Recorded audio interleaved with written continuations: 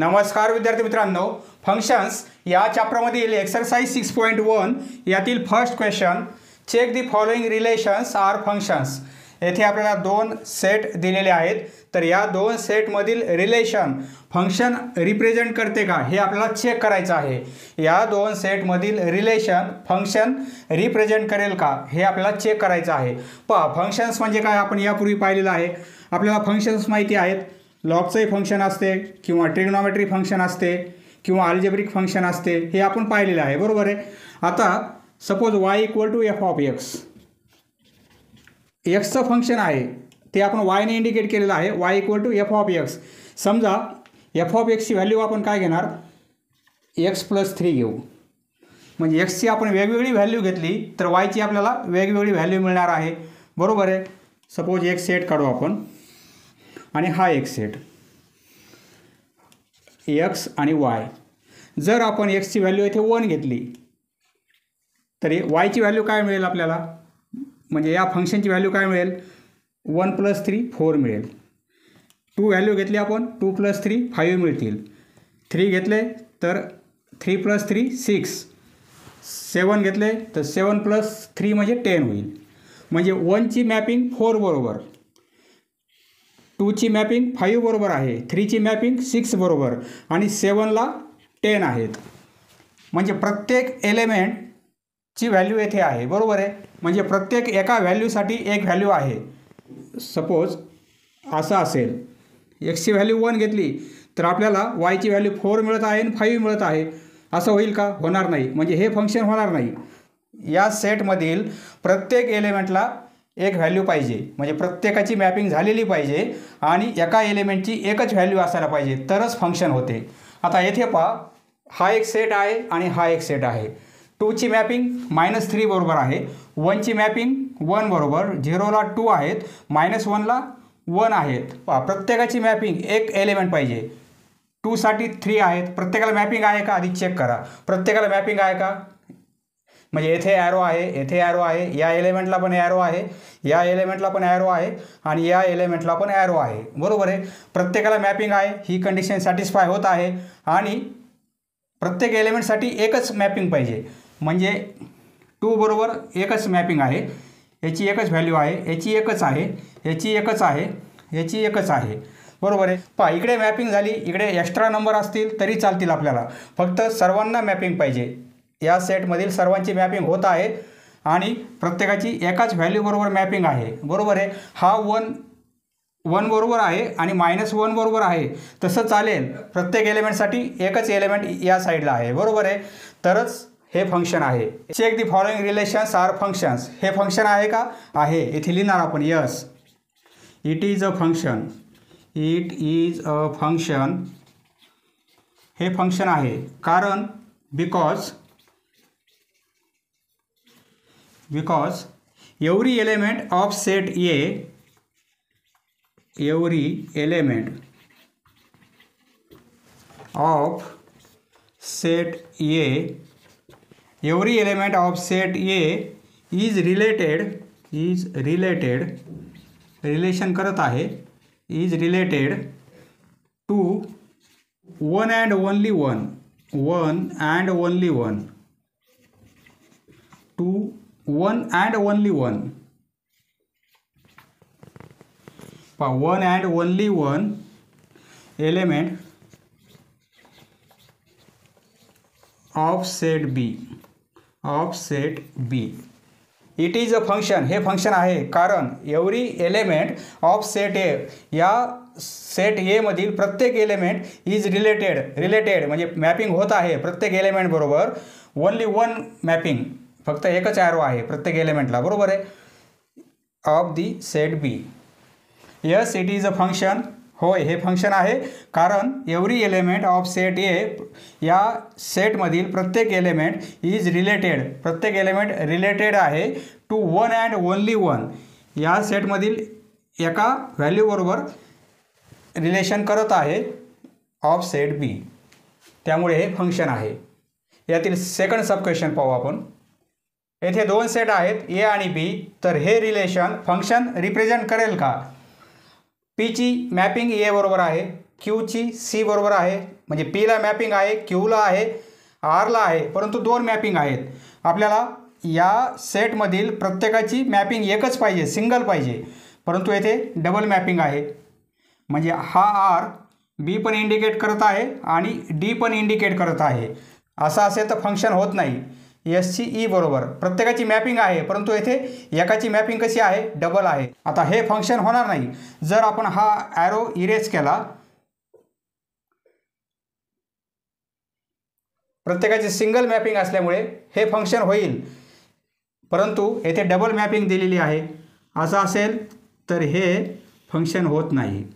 हे relation function represent करत नाही. येथे लिहिणार आपण no it is not a function, it is not a function, not a function because element R, हा element R related are element of set A, of set A असंही लिहू शकता तुम्ही, आर बिलॉंग्स टू ए. हा element set ए मधील आहे, तो related to elements, related to elements. कोणते एलिमेंट, बी आणि D, B and D of set B, of set B. त्यामुळे डबल मॅपिंग असल्यामुळे हे रिलेशन फंक्शन होणार नाही. No it is not a function. पुढचा सब क्वेश्चन पाहू आपण. येथे ए आणि बी 2 सेट आहेत. प्रत्येकाची मॅपिंग आहे का? ए सेटमधील प्रत्येक एलिमेंटची मॅपिंग येथे नाही आहे, कारण या एलिमेंट बरोबर इकडे एलिमेंट आपण ॲरोने दाखवलेला नाही आहे. 3 ची मॅपिंग 7 बरोबर आहे, 1 ची 9 बरोबर, 0 -6 2 3 4 2, परंतु या एलिमेंटला येथे ॲरो नाही आहे, म्हणजे मॅपिंग कोणत्याच एलिमेंट बरोबर नाही आहे. ही व्हॅल्यू इकडे रिलेशन दाखवत नाही आहे. त्यामुळे प्रत्येक एलिमेंटला मॅपिंग असेल, या सेटमधील प्रत्येक एलिमेंटची मॅपिंग इकडे असायला पाहिजे. प्रत्येक एलिमेंटची मॅपिंग पाहिजे आणि युनिक म्हणजे एकच मॅपिंग पाहिजे, तरच फंक्शन होणार आहे. परंतु येथे मॅपिंग नाही आहे. या नंबरला मॅपिंग नसल्यामुळे हे फंक्शन होणार नाही. येथे लिहिणार आपण no it is not a function, no it is not a function, हे फंक्शन नाही आहे.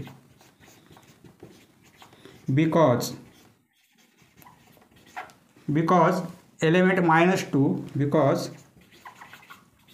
Element -2 of set A, of set A सेटमधील -2 element is not related to any element of set B, of set B is not related to any element of set B. B मधील कोणत्याच element बरोबर या -2चं relation नाही आहे. त्यामुळे हे relation function होणार नाही. No it is not a function. Next question number 2, which set of order pairs represent functions from. पहा येथे हा एक सेट दिलेला आहे ए आणि हा एक सेट आहे बी. ज्याप्रमाणे मागच्या प्रॉब्लेममध्ये आपण पाहिलेला आहे, हा सेट ए आणि हा सेट बी. सपोज ए आणि बी. तर येथे हा सेट दिलेला आहे 1 2 3 4, ए सेट 1 2 3 4 आणि बी सेट आहे -1 0 -1 0 1 2 आणि 3. तर अशी जर ऑर्डर असेल तर फंक्शन होईल का? म्हणजे ऑर्डरमध्ये पेअर असे असतील तर फंक्शन होईल का, हे आपल्याला इथे चेक करायचं आहे. पाहायचं सोल्युशन कसं लिहिणार आपण. लेट हा सेट म्हणजे एफ आपण घेऊ. लेट एफ इक्वल टू हा सेट 1 0 3 3 या ऑर्डरच्या पेअर आहेत आपल्या. 1 ची मॅपिंग 0 बरोबर आहे, 1 ची मॅपिंग 0 बरोबर. नंतर 3 ची मॅपिंग 3 बरोबर आहे, 3ची मॅपिंग 3 बरोबर, 2ला -1 आहेत, 4साठी 1 आणि 2साठी 2 आहेत, 2साठी 2. पहा प्रत्येकाची मॅपिंग आहे परंतु याची डबल आहे, बरोबर आहे. येथे सिंगल ॲरो, येथे डबल ॲरो आहे. या व्हॅल्यूसाठी या एलिमेंटसाठी इकडे 2 व्हॅल्यू आहेत, म्हणजे फंक्शन होणार नाही, बरोबर आहे. एक ॲरो नसेल तर फंक्शन होईल, परंतु येथे 2 ॲरो आहेत, त्यामुळे हे फंक्शन होणार नाही. त्यामुळे हे रिलेशन फंक्शन होणार नाही. येथे लिहिणार आपण hair F is not represent a function, not represent function because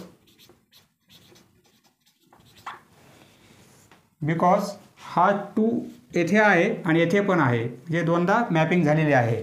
because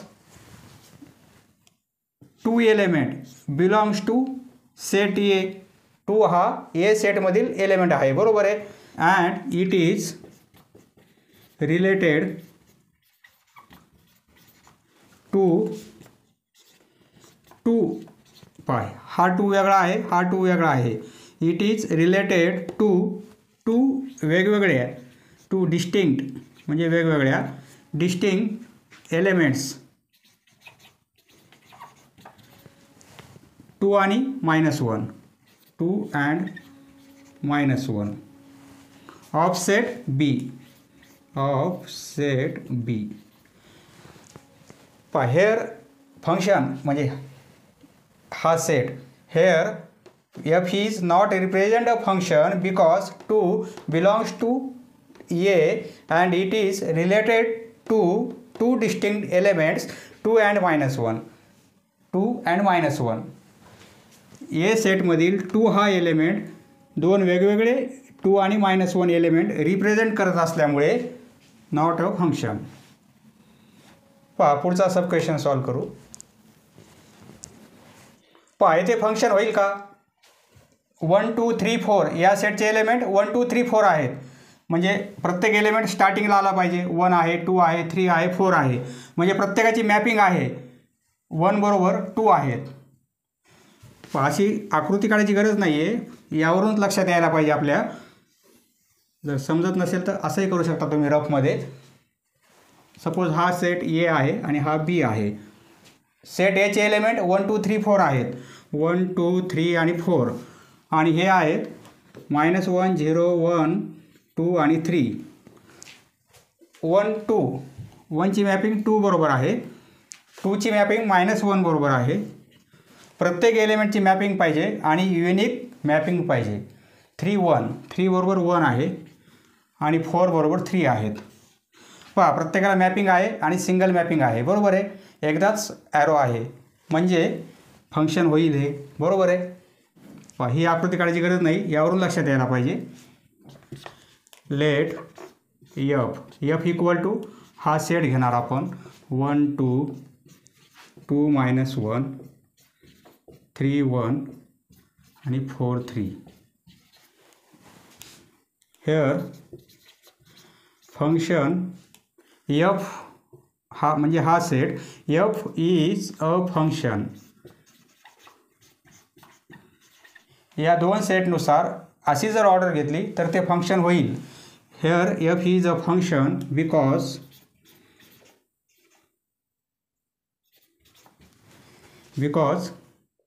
every element of set A, because every element of set A is related to one and only one, to one and only one element of set B. एकदाच mapping झालेली आहे, बरोबर आहे, set बीच्या element बरोबर. Next ए आणि बी याप्रमाणे 2 set असतील, जर मॅपिंग आपण याप्रमाणे केली तर हे रिलेशन फंक्शन होईल का? 1 2 3 4 सुरुवातीला 1 आहे, 2 आहे का, आहे. स्टार्टिंगला 3 म्हणजे ए सेटमधील एलिमेंट 3 स्टार्टिंगला नाही आहे, येथे आहे, परंतु तो बीचा एलिमेंट आहे, म्हणजे येथे 3 नाही आहे. बरोबर आहे. पहा, समजत नसेल तर असंही करून पहा. हा सेट सपोज ए आहे, बी आहे. एचे एलिमेंट आहेत 1 2 3 4 आणि बीचे एलिमेंट आहेत -1 0 1 2 आणि 3. 1ची मॅपिंग 3 बरोबर आहे, 4ची मॅपिंग 1 बरोबर आहे, +1 बरोबर, 4ची मॅपिंग +1 बरोबर आहे आणि 2ची मॅपिंग 2 बरोबर आहे. पास फंक्शन होईल का, होणार नाही, कारण या एलिमेंटची मॅपिंग नाही आहे. बरोबर आहे. प्रत्येक एलिमेंटची मॅपिंग पाहिजे आणि युनिक मॅपिंग पाहिजे तरच फंक्शन होईल, म्हणजे हे रिलेशन फंक्शन होणार नाही. येथे लिहिणार आपण solution let F equal to, हा सेट घेणार आपण, एफ म्हणजे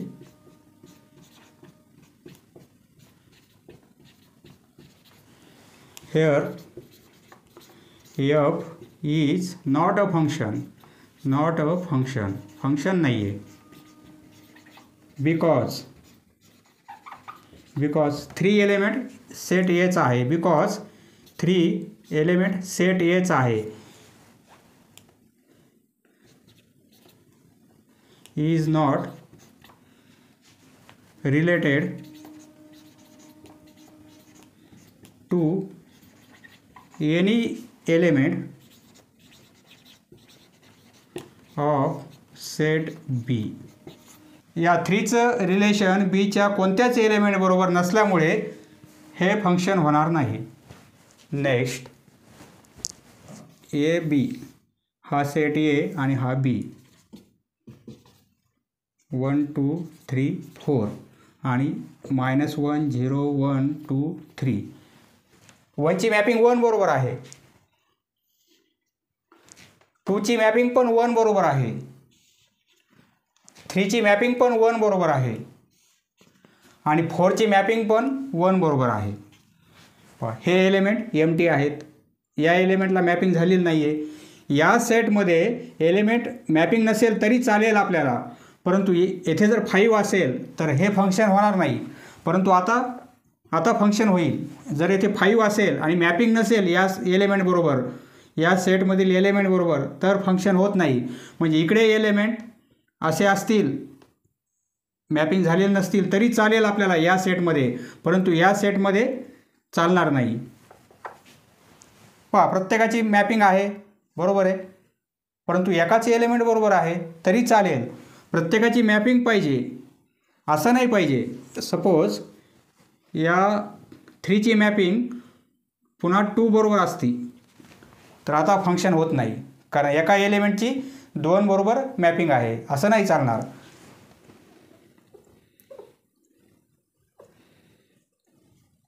सर्वांची मॅपिंग आहे आणि युनिक मॅपिंग आहे, बरोबर आहे. एकदाच मॅपिंग आहे आणि प्रत्येकाला मॅपिंग आहे, त्यामुळे फंक्शन होईल.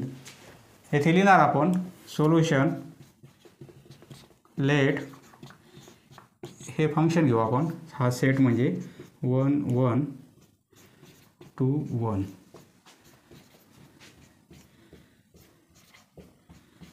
दोन सेट हे आहेत आणि त्या सेटमधील ऑर्डर पेअर आपल्याला याप्रमाणे करायचे आहेत, मॅपिंग याप्रमाणे करायची आहे, तर फंक्शन होईल का ते relation. Hair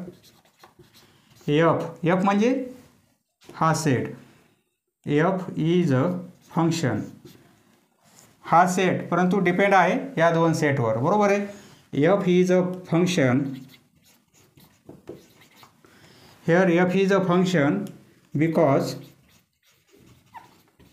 represent a function because every element of set A, every element of set A is related, relation करत आहे बी सेटच्या एलिमेंट बरोबर, to 1 and only 1, 1 and only 1 element, म्हणजे एकदाच मॅपिंग आहे, बरोबर आहे. every element of set A is related to one and only one element of set B. त्यामुळे फंक्शन आहे. Next question number 3. Check the relation given by the equation represents y as a function of x. येथे आपल्याला equation दिलेलं आहे. Check the relation, आपल्याला relation given by the इक्वेशनच्या फॉर्ममध्ये आपल्याला रिलेशन दिलेलं आहे. Represents y as a function of x. तर एक्सचं फंक्शन आहे का हे y म्हणजे. यावरून yची व्हॅल्यू काढून घेऊ आपण. 2x + 3y = 12 आहेत. yची व्हॅल्यू काय मिळेल. 3y = हे 12, हे 2x या साईडला मायनसमध्ये येतील. बरोबर आहे. देअरफॉर y = 12 - 2x आणि हे 3 डिव्हिजनमध्ये येतील. येथे एक्सची आपण वेगवेगळी व्हॅल्यू घेतली तर वायची पण आपल्याला वेगवेगळी व्हॅल्यू मिळेल. बरोबर आहे. परंतु एकच व्हॅल्यू मिळेल. येथे वाय आणि एक्सचा आपण सेट केला. सपोज एक्स आणि वाय. एक्सची व्हॅल्यू आपण येथे 1 घेतली तर वायची व्हॅल्यू काय मिळेल. 12 - 2 × 1 म्हणजे 2. 10/3 मिळेल. बरोबर आहे. एक्सची व्हॅल्यू 2 घेतली आपण तर 4 होतील. 12 - 4 म्हणजे 8 होतील आणि 8/3 मिळेल. बरोबर आहे. प्रत्येक एक्सच्या व्हॅल्यूसाठी वायची आपल्याला एक व्हॅल्यू मिळत आहे. येथे लिहिणार आपण here every value of X we get unique म्हणजे काय. एकच व्हॅल्यू मिळत आहे. Unique value of Y. एक्सची जर येथे आपण व्हॅल्यू एखादी पुट केली तर वायच्या 2 व्हॅल्यू मिळतील का. येथे मिळणार नाहीत. एकच मिळेल. म्हणजे every value of X we get unique value of Y. Therefore Y is a function. हे काय आहे. फंक्शन आहे. एक्सचं function. Y is a function of X. हेच आपल्याला डिसाईड करायचं आहे. वाय हे फंक्शन आहे का एक्सचं. नेक्स्ट येथे आधी वायची व्हॅल्यू काढून घेऊ आपण. x + y² = 9 आहेत. Therefore y² = 9 - x. Therefore y = square root घ्यावा लागेल. दोन्ही साईडचा आपण स्क्वेअर रूट घेतलेला आहे. परंतु स्क्वेअर रूट आपण 2 घेतो ±. म्हणजे एक्सची आपण कोणतीही एक व्हॅल्यू घेतली तर वायची आपल्याला 2 व्हॅल्यू मिळतील. एक प्लस आणि एक मायनस. बरोबर आहे. एक प्लस मिळेल, एक मायनस मिळेल. म्हणजे हा एक सेट असेल एक्सचा तर वायचा हा एक सेट असेल. तर एक्सची आपण एक व्हॅल्यू घेतली तर येथे काय होईल. त्यासाठी 2 मॅपिंग मिळतील आपल्याला. म्हणजे असं फंक्शन होईल का. फंक्शन होणार नाही. म्हणजे वाय हे फंक्शन नसणार आहे एक्सचं. येथे लिहिणार every value of X we get here every value of X we get 2 values of Y. Therefore y is not a function of x. x² - y = 25. Therefore -y = 25 - x². Therefore y = दोघांचाही sine change करू. x² - 25. यावरून वायची value ही मिळेल आपल्याला. येथे एक्सची एखादी value घेतली त्याचा square केला आणि 25 मायनस केले तर वायची व्हॅल्यू आपल्याला 1 मिळेल. बरोबर आहे. म्हणजे इथे 2 व्हॅल्यू मिळत नाही. इथे एकच व्हॅल्यू मिळत आहे. एक्सच्या कोणत्याही व्हॅल्यूसाठी वायची येथे आपल्याला युनिक व्हॅल्यू मिळत आहे. Here every value of X we get unique value of Y. वायची एकच व्हॅल्यू मिळेल, unique value of Y. Therefore Y is a function of X, Y is a function of X. याप्रमाणे answer लिहायचा आहे. Next, 2y + 10 = 0. यावरून वायची value काढून घेऊ. 2y = -10, therefore y = -5. पहा येथे एक्सची टर्म नाही आहे. सपोज 2y + 0x असं लिहू शकतो आपण आणि +10 = 0. म्हणजे एक्सची आपण कोणतीही व्हॅल्यू घेतली तरी वायची व्हॅल्यू आपल्याला -5 मिळणार आहे. बरोबर आहे. येथे 0x करू आपण. एक्सची कोणती व्हॅल्यू घेतली त्याला 0ने मल्टिप्लाय केल्यामुळे 0च होईल. म्हणजे एक्सच्या प्रत्येक व्हॅल्यूसाठी वायची व्हॅल्यू आपल्याला काय मिळत आहे, -5 मिळत आहे.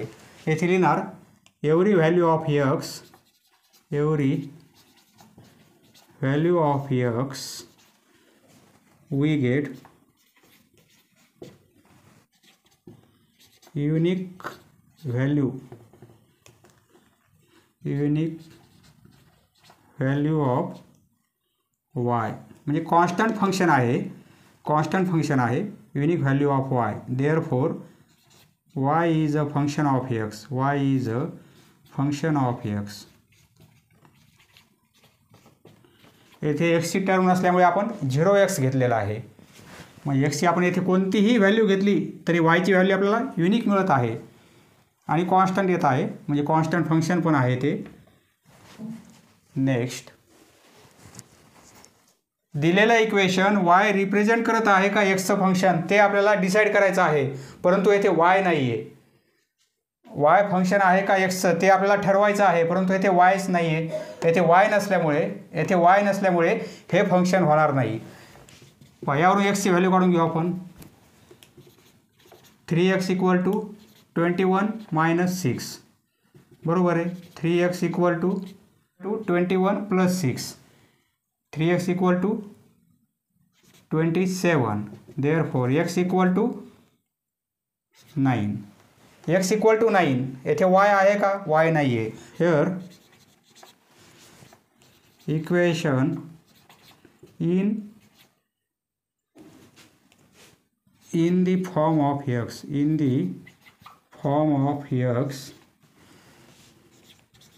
not include y. येथे y नाही आहे. त्यामुळे therefore y is not a function of x.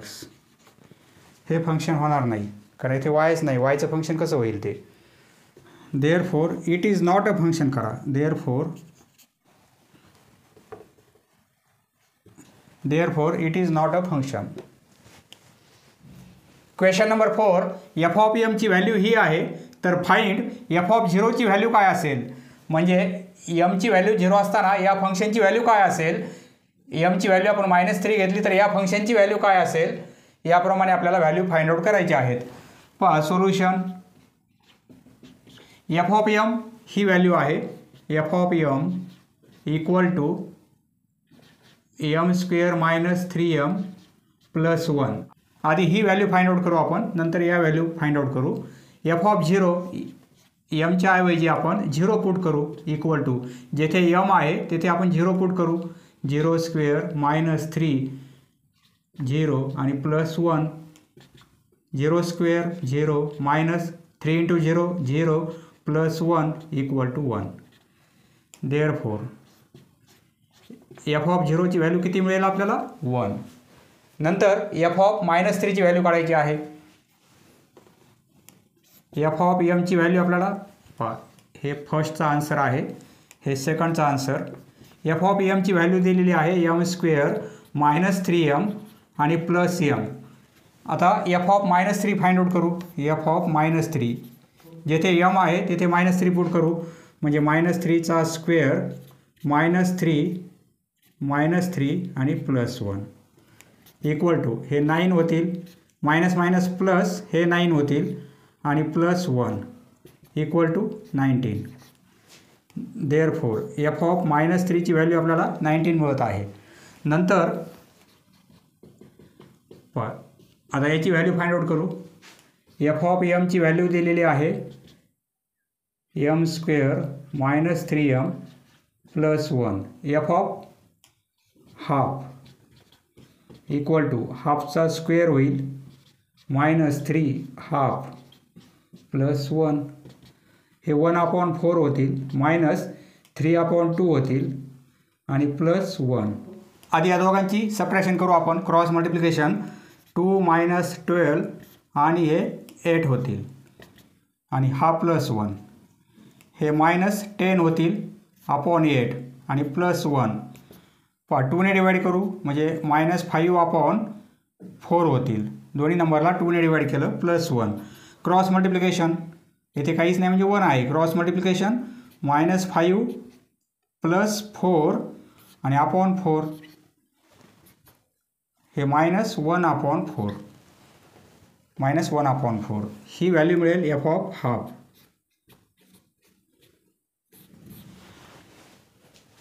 आता या व्हॅल्यू फाइंड आउट करू. हे इरेज करू आपण. क्वेश्चनमध्ये ABCD याप्रमाणे आहे. सब क्वेश्चन्स आपण 1 2 3 लिहिले होते परंतु ABCD E आणि F याप्रमाणे आहे.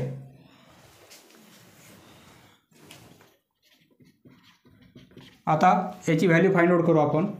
एफ ऑफ एमची व्हॅल्यू आपल्याला दिलेली आहे. हे आहे D.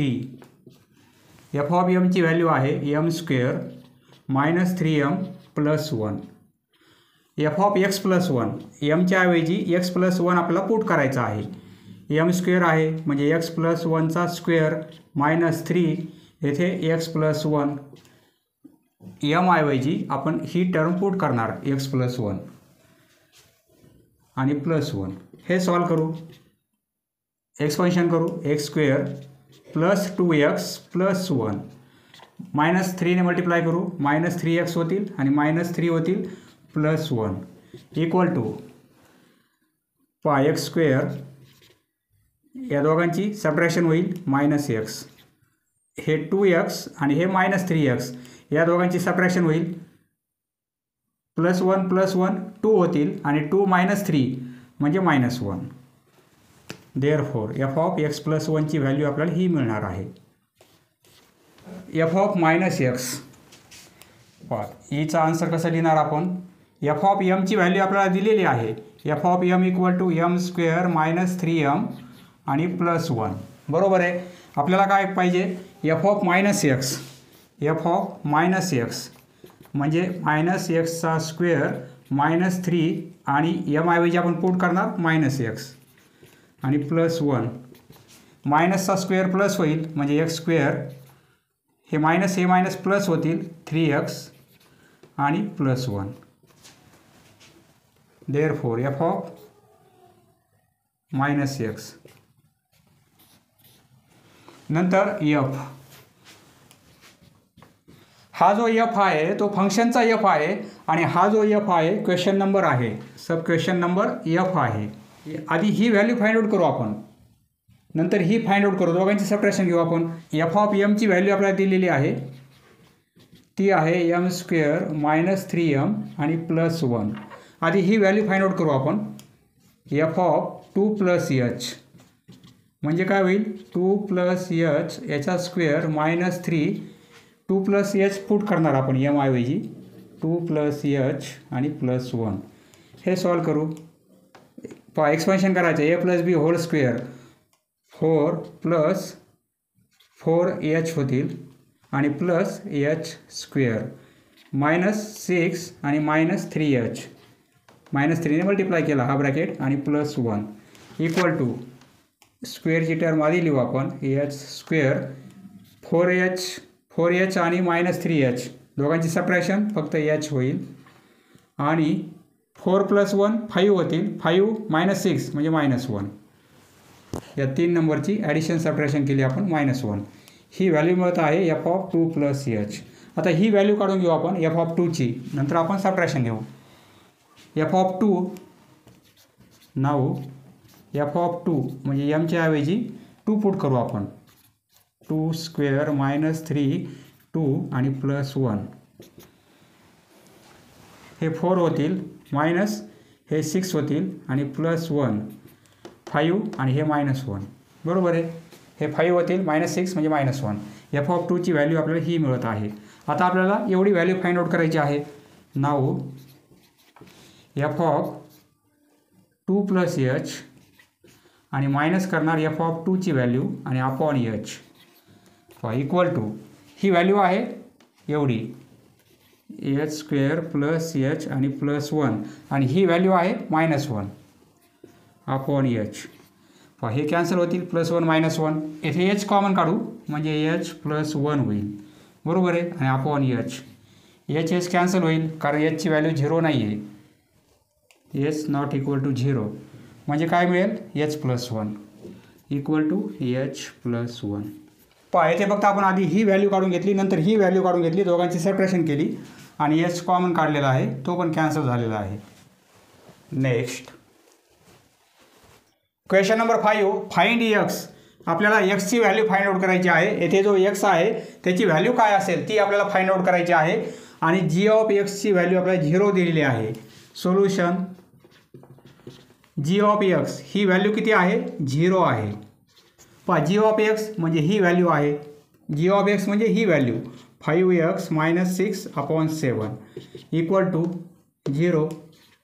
g ऑफ x ची व्हॅल्यू 0 आहे म्हणजे याची व्हॅल्यू किती आहे 0 आहे. आपल्याला x ची व्हॅल्यू फाइंड आउट करायची आहे. हे 7 इकडे पास करू म्हणजे 5x - 6 इक्वल टू 7 × 0 हे 0च होतील बरोबर आहे. 7 मल्टिप्लिकेशनमध्ये जातील आणि इकडे 0 होतील. देअरफॉर 5x इक्वल टू हे 6 या साईडला प्लस होतील. देअरफॉर x इक्वल टू हे 6 हे 5 डिव्हिजनमध्ये येतील. x ची व्हॅल्यू 6/5.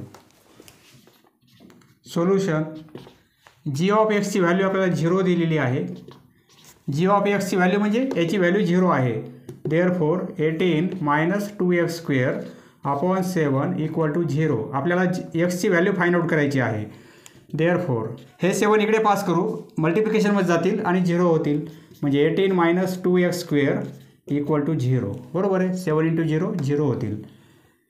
देअरफॉर हे 18 त्या साईडला पास करू -2x² इक्वल टू -18 होतील. दोन्ही साईडला मायनस आहे कॅन्सल होऊन जाईल म्हणजे x² इक्वल टू काय होईल हे मायनस कॅन्सल होतील. हे 18 आणि हे 2 डिव्हिजनमध्ये येतील. देअरफॉर x² इक्वल टू 18/2 म्हणजे 9. आपल्याला x पाहिजे त्यामुळे स्क्वेअर रूट घेऊ. x equal to square root +or-3 9चं स्क्वेअर रूट 3 परंतु +or- दोन व्हॅल्यू मिळतील आपल्याला +3 आणि -3. Next solution g of x ची व्हॅल्यू 0 आहे.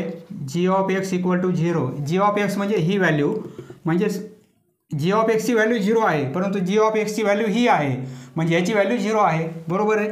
6x² + x - 2 equal to 0. Quadratic equation आहे. 6 आणि -2 म्हणजे -12 आपल्याला मल्टिप्लिकेशन पाहिजे. दोन नंबर असे फाइंड आउट करायचे आहेत की ॲडिशन किंवा सबट्रॅक्शन +1 आली पाहिजे. 4 आणि -3 दोघांचा मल्टिप्लिकेशन -12 4 - 3 1 होईल बरोबर आहे. 6x² + 4x आणि -3x याला आपण स्प्लिट केलेलं आहे. xला 4x - 3x आणि हे -2 इक्वल टू 0. इथे कॉमन काढणार आपण 2x कॉमन काढता येतील. 2x कॉमन काढले येथे 3 आणि x राहील बरोबर आहे आणि येथे +2 राहतील. येथे -1 कॉमन काढू म्हणजे येथे 3x आणि +2 इक्वल टू 0. 3x + 2 हा एक ब्रॅकेट आणि 2x - 1 हा एक bracket equal to 0. Therefore 3x + 2 equal to 0 और 2x - 1 इक्वल टू 0. हे फॅक्टर कसे काढतात आपण 8वी 9वीला पाहिलेलं आहे. x ची व्हॅल्यू पाहिजे आपल्याला. देअरफॉर 3x इक्वल टू -2 और 2x equal to +1. Therefore x equal to हे -2 हे 3 डिव्हिजनमध्ये येतील और x इक्वल टू 1/2. दोन व्हॅल्यू मिळतील आपल्याला. नेक्स्ट सोल्युशन आपल्याला g ऑफ x ची व्हॅल्यू 0 दिलेली आहे. g of x equal to 0. G of X म्हणजे ही polynomial x³ minus 2x² minus 5x आणि प्लस 6 इक्वल टू 0. पहा याचे फॅक्टर काढायचे आपल्याला. याचे फॅक्टर कसे काढणार आपण? येथे पॉवर 3 आहे, तर आपण सिंथेटिक डिव्हिजन मेथड 8वी 9वीला पाहिलेली आहे. पहा सिंथेटिक डिव्हिजन मेथडने आपल्याला हे फॅक्टर काढावे लागतील. तर पॉलिनॉमियल याप्रमाणे आहे x³ minus 2x² minus 5x आणि प्लस 6 इक्वल टू 0 आहे. बरोबर आहे. आता हे इक्वेशन आहे. एवढी पॉलिनॉमियल होईल. याचा फॅक्टर x+1 एक असणार आहे किंवा x-1 असणार आहे. या दोनपैकी एक फॅक्टर याचा असतो. हा घ्यायचा का हा घ्यायचा, ठरवायचं कसं? यावरून एक्सची व्हॅल्यू काय मिळेल? देअरफॉर x इक्वल टू -1 आणि देअरफॉर x इक्वल टू हा 1 त्या साईडला गेला तर +1 होईल. बरोबर आहे. इक्वल टू 0 केल्यानंतर +1 म्हणजे एक्सची व्हॅल्यू -1 घ्यायची आपण येथे का +1 घ्यायची, म्हणजे फॅक्टर हा येणार आहे का हा येणार आहे. येथे क्यूब असल्यामुळे 3 फॅक्टर मिळणार आहेत आपल्याला. दोघांपैकी एक असेल आणि अजून 2 आपल्याला काढायचे आहेत. तर आता पहा x इक्वल टू -1 आपण पुट केले तर सॅटिस्फाय होईल का, किंवा x इक्वल टू 1 पुट केला तर हे इक्वेशन सॅटिस्फाय होईल का, आपल्याला चेक करावं लागेल.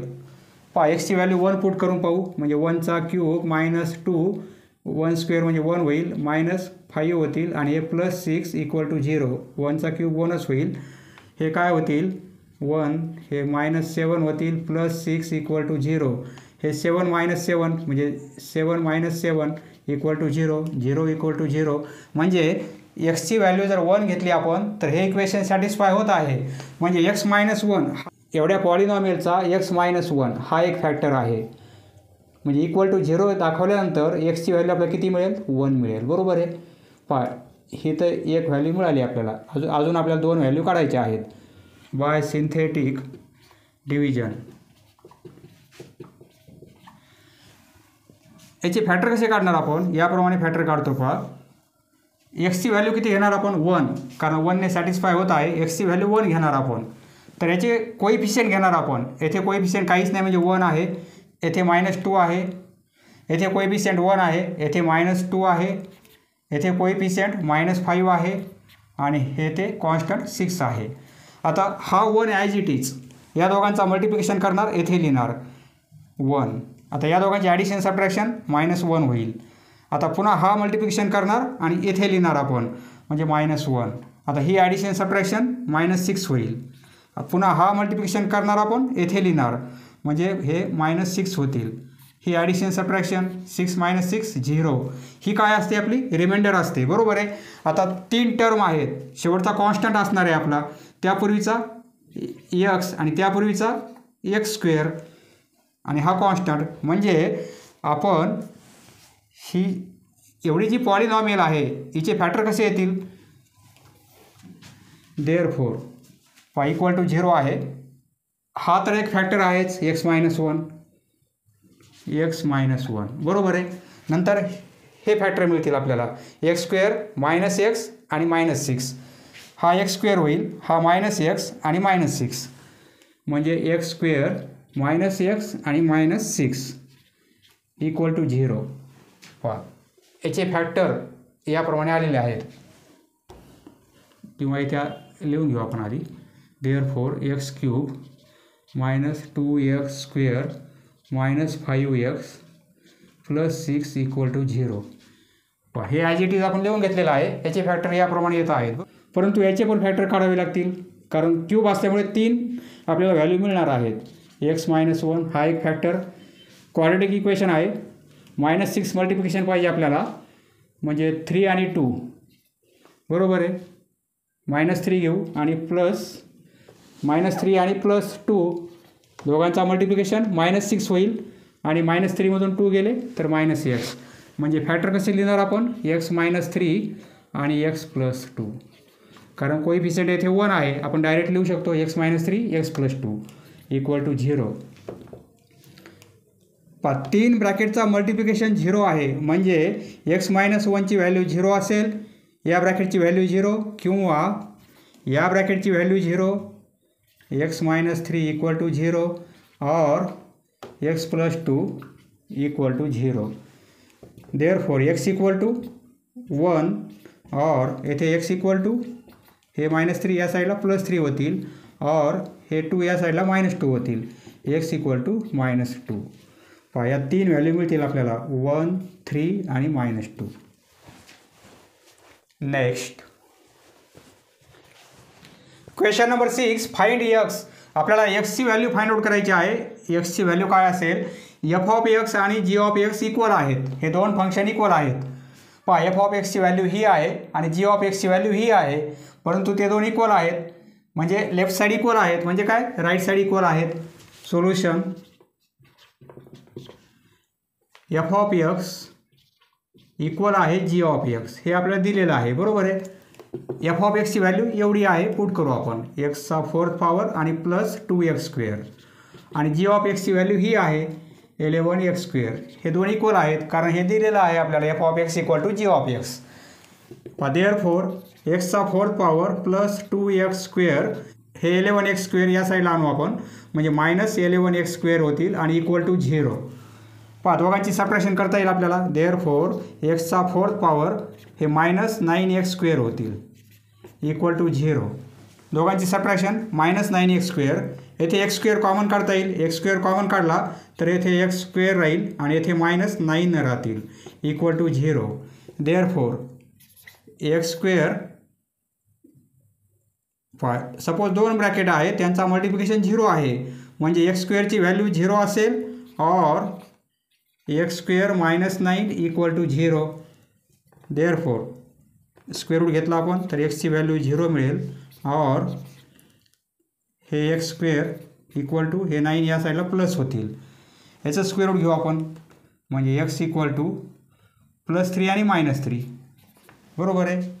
ही एक व्हॅल्यू मिळेल आपल्याला आणि ही एक व्हॅल्यू मिळणार आहे. या दोन व्हॅल्यू मिळतील आणि ही एक व्हॅल्यू मिळेल. Next second sub question solution f of x आणि g ऑफ x इक्वल दिलेलं आहे आपल्याला. f of x equal to g of x. f of x ची व्हॅल्यू ही आहे √x -3 आणि equal to g of x ची व्हॅल्यू ही आहे 5 - x. देअरफॉर √x आपल्याला x ची व्हॅल्यू फाइंड आउट करायची आहे इक्वल टू हे 5 - x हे -3 या साईडला +3 होतील. देअरफॉर √x इक्वल टू 5 + 3 8 होतील 8 - x. पण आपल्याला x पाहिजे त्यासाठी हे स्क्वेअर रूट कॅन्सल करावं लागेल. आपण काय करू स्क्वेअरिंग करू both side. Squaring both side. Squaring both sides. Squaring केल्यामुळे हे स्क्वेअर रूट साईन कॅन्सल होईल म्हणजे x होईल फक्त. बरोबर आहे. पहा याचा स्क्वेअर केला आपण तर स्क्वेअर आणि स्क्वेअर रूट कॅन्सल होतील फक्त x व्हॅल्यू मिळणार आहे आणि इक्वल टू इकडे दोन टर्म असल्यामुळे ब्रॅकेटचा स्क्वेअर होईल. देअरफॉर x इक्वल टू येथे आपण काय करणार एक्सपान्शन म्हणजे फर्स्ट टर्मचा स्क्वेअर 64 दोन्ही टर्मचा मल्टिप्लिकेशन आणि डबल म्हणजे -16x होतील आणि सेकंड टर्मचा स्क्वेअर +x स्क्वेअर. याप्रमाणे हे x स्क्वेअर हे -16x हा x या साईडला आणला तर मायनस होईल. बरोबर आहे. म्हणजे -17x होतील आणि या साईडचे +64 आणि इक्वल टू 0. या टर्म फक्त हा x या साईडला आणला आपण ही साईड आधी लिहिली आणि इक्वल टू 0 दाखवलेला आहे. याप्रमाणे आपल्याला इक्वेशन मिळणार आहे. 64 मल्टिप्लिकेशन पाहिजे ॲडिशन सबट्रॅक्शन -17. तर याची आपल्याला फॅक्टर काढण्यासाठी फॉर्म्युला अप्लाय करावा लागेल. देअरफॉर याच्या व्हॅल्यू कशा मिळतील फॉर्म्युला माहिती आहे आपल्याला x इक्वल टू याचं सोल्युशन काय मिळेल आपल्याला x इक्वल टू फॉर्म्युला माहिती आहे -b plus or minus square रूटमध्ये b स्क्वेअर -4ac आणि अपॉन 2a. 10वीच्या वर्गात आपण क्वाड्रॅटिक इक्वेशनमध्ये हा फॉर्म्युला पाहिलेला आहे. बरोबर आहे. येथे x स्क्वेअर म्हणजे येथे a ची व्हॅल्यू किती आहे a इक्वल टू 1. बरोबर आहे. येथील कोइफिशियंट येथे b ची व्हॅल्यू किती आहे -17 c इक्वल टू 64 हे आपल्याला माहिती आहे. बरोबर आहे. या व्हॅल्यू येथे आहेत. तर आता व्हॅल्यू पुट करू आपण म्हणजे आपल्याला x ची व्हॅल्यू मिळेल. हे मायनस b ची व्हॅल्यू मायनसमध्ये आहे म्हणजे -17 plus or minus b square b चा स्क्वेअर -17चा स्क्वेअर -17 आणि त्याचा स्क्वेअर -4. एची व्हॅल्यू आहे 1 आणि सीची व्हॅल्यू आहे 64 आणि अपॉन 2a. एची व्हॅल्यू 1. हे मायनस मायनस प्लस होतील. 17 प्लस ऑर मायनस 17चा मायनसचा स्क्वेअर प्लस होईल. 70चा स्क्वेअर 289 मायनस 4 × 64 256 आणि अपॉन 2 × 1 2. दोन व्हॅल्यू मिळतील आपल्याला प्लस ऑर मायनस. 289 मायनस करणार आपण 256. हे 3 होतील, हे 3 होतील 0 म्हणजे 33 अपॉन 2. Therefore x. या दोन व्हॅल्यू मिळतील आपल्याला, एक प्लसमध्ये एक मायनसमध्ये. Next question number 7. f(x) ची व्हॅल्यू ही आहे. f(2) is undefined. पहा f(2) ची व्हॅल्यू किती आहे? अनडिफाईन्ड. आणि f(3) ची व्हॅल्यू आपल्याला दिलेली आहे. तर a आणि b च्या व्हॅल्यू फाइंड आउट करायच्या आहेत. येथे जो a आणि b आहे त्याच्या व्हॅल्यू काय असतील? सोल्युशन. आपल्याला f(x) ची व्हॅल्यू ही दिलेली आहे. f(x) equal to a minus x आणि b मायनस x. आता ही कंडिशन आहे. f(2) ची व्हॅल्यू किती आहे? अनडिफाईन्ड. त्यासाठी आपण काय करू? f(2) ची व्हॅल्यू फाइंड आउट करू. जिथे x आहे तिथे 2 पुट करू आपण. म्हणजे a मायनस 2 आणि b मायनस 2. x ऐवजी 2 पुट केला आपण म्हणजे f(2) ची व्हॅल्यू मिळेल आपल्याला. बरोबर आहे. परंतु ही व्हॅल्यू कशी आहे? अनडिफाईन आहे. अनडिफाईन म्हणजे काय? डिनोमिनेटरमध्ये 0 म्हणजे काय? अनडिफाईन. सपोज 3/0 म्हणजे हे कसं आहे? अनडिफाईन आहे. कारण डिनोमिनेटरमध्ये 0 असेल तर अनडिफाईन. त्यामुळे ही व्हॅल्यू f(2) ची व्हॅल्यू ही आहे. अनडिफाईन कधी होईल? हे फंक्शन अनडिफाईन कधी होईल? जर येथे 0 असेल तर. म्हणजे a मायनस 2/0 असेल तर. बरोबर आहे. म्हणजे b मायनस 2 ची व्हॅल्यू किती आहे? 0 आहे. b मायनस 2 ची व्हॅल्यू किती आहे? 0 आहे. येथे लिहिणार आपण सिन्स, कारण आपल्याला दिलेलं आहे f(2) is undefined. Since f(2) is undefined. Undefined आहे. अनडिफाईन म्हणजे डिनोमिनेटरमध्ये 0. देअरफॉर म्हणजे b मायनस 2 ही व्हॅल्यू किती असायला पाहिजे? 0 असायला पाहिजे. तरच हे f(2) अनडिफाईन होईल. बरोबर आहे. यावरून b ची व्हॅल्यू काढता येईल आपल्याला. देअरफॉर b इक्वल टू हे 2 या साईडला प्लस होतील. a आणि b च्या व्हॅल्यू आपल्याला फाइंड आउट करायच्या आहेत. b ची व्हॅल्यू आपल्याला मिळालेली आहे. आता a ची व्हॅल्यू फाइंड आउट करू. f(x) ही व्हॅल्यू कशी आहे? a मायनस x आणि येथे upon b minus x.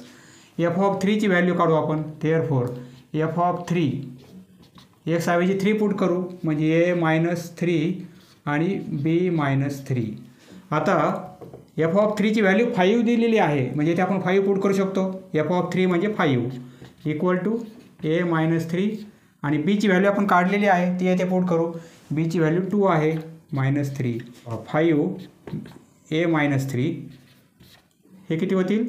2 minus 3 म्हणजे -1. -1 इकडे पास केला तर -5 होतील. -5 इक्वल टू a मायनस 3.